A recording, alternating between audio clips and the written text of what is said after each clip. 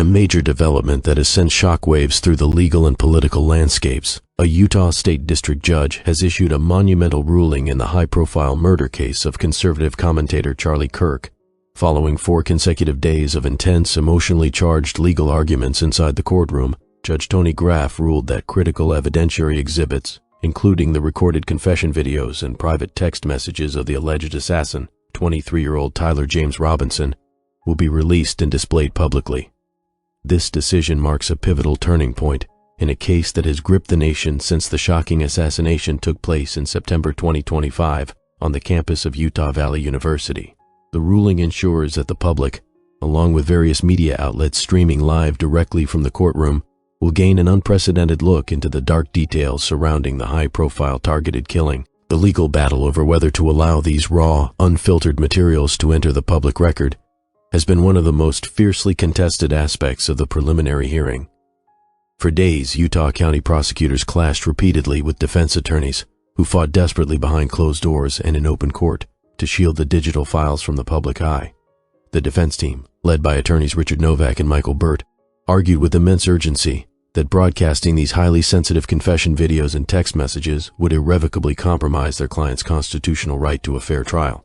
They contended that flooding the media landscape with such deeply incriminating materials would taint the local jury pool beyond repair, making it virtually impossible to find impartial jurors when the case inevitably proceeds to a full criminal trial.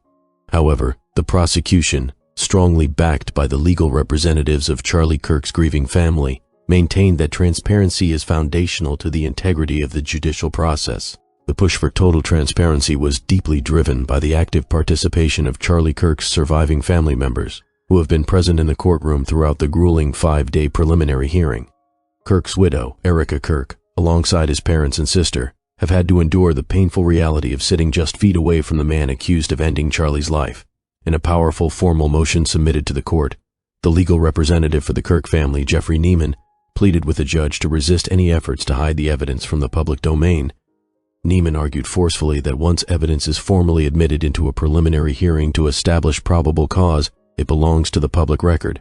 He noted that hiding or overly suppressing these vital materials would breed deep-scale doubt and public distrust in the equity of the justice system, asserting that the court already possesses the necessary legal tools to ensure a fair trial later on without resorting to secrecy.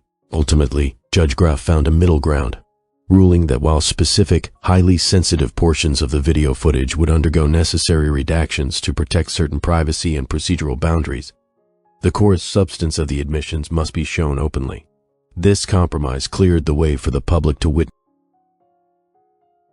It's exactly what Tyler Robinson admitted to law enforcement officials in the immediate aftermath of his arrest. The revelation of these videos provides a chilling contrast to the calculated nature of the crime described by investigators. According to court records and the newly released exhibits, Robinson allegedly exhibited profound distress and burst into tears during his interactions with investigators, expressing immense regret over the violent act.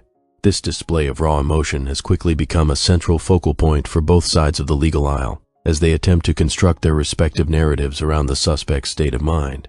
Compounding the weight of the confession videos is the highly anticipated release of recorded interview statements from Lance Twiggs, who was Robinson's roommate and romantic partner at the time of the assassination. Twiggs, who has been cooperating extensively with the Utah Department of Public Safety and the FBI under a grant of limited use immunity, provides a critical window into Robinson's behavior before and after the shooting. In his recorded interview with investigators, which was featured prominently among the court exhibits, Twiggs described how the two had built a life together in a townhouse complex in George, Utah, bonding over shared friend groups and online gaming. He detailed the unsettling shift in Robinson's demeanor on September 10, 2025, the day Kirk was fatally shot in the neck, while addressing a massive crowd of thousands of people at Utah Valley University. According to the testimony and recorded statements provided by Twiggs, Robinson left their shared apartment exceptionally early on the morning of the shooting, around 4 a.m. or 5 a.m., under the pretext of traveling to a distant job site for his work as an apprentice electrician. Twiggs also dropped a bombshell piece of information regarding the premeditated nature of the crime, revealing to detectives that a few weeks prior to the attack, Robinson had borrowed a specific tool from him, claiming he wanted to engrave some ammunition for an upcoming hunting trip. The timeline of events grew even more harrowing when Twiggs described Robinson's sudden return to their street, George home, following the assassination. Robinson was reportedly pacing frantically around the residence, visibly consumed by an intense wave of nervous energy, before breaking down in tears and explicitly stating that he deeply wished he had not committed the act. The text messages and digital footprints slated for public viewing today are expected to further solidify the prosecution's claim of a cold, politically motivated assassination. Investigators successfully recovered a trail of digital communications sent by Robinson shortly after the trigger was pulled, including text messages and Discord chats directed to Twiggs. In these messages, Robinson allegedly explained his deadly actions by stating that he had simply had enough of the hatred he associated with Kirk's prominent conservative platform. Furthermore, the prosecution has brought forward a chilling handwritten confession note that Robinson allegedly left behind for Twiggs.